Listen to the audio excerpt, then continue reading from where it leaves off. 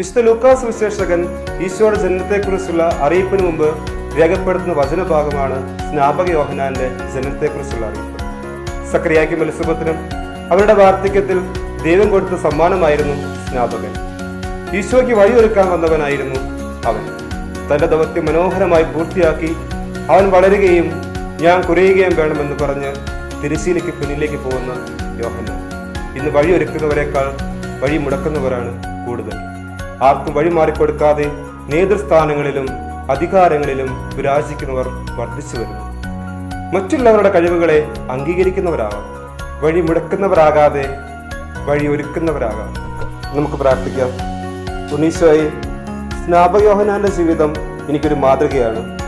കഴിവുള്ളവരെ അംഗീകരിക്കുവാൻ, പ്രോത്സാഹിപ്പിക്കുവാൻ, വളർത്താൻ എന്നെ പഠിപ്പിക്കണമേ. എളിമയുള്ള മനസ്സോടെ എല്ലാവരോടും വിനയത്തോടെ പെരുമാറാൻ എനിക്ക് കൃപ തരണമേ. അധികാര ശുശ്രൂഷയാണെന്ന് മനസ്സിലാക്കി എല്ലാവരെയും അംഗീകരിക്കാൻ, അർഹതയുള്ളവരെ വളർത്താൻ എല്ലാ നേതാക്കന്മാരെയും സഹായിക്കണമേ. ഇന്നത്തെ എൻ്റെ എല്ലാ പ്രാർത്ഥനാ നിയോഗങ്ങളെയും സഫലമാക്കണമേ. ഈശോ നിങ്ങളെല്ലാവരെയും സമർത്ഥമായി അനുഗ്രഹിക്കട്ടെ.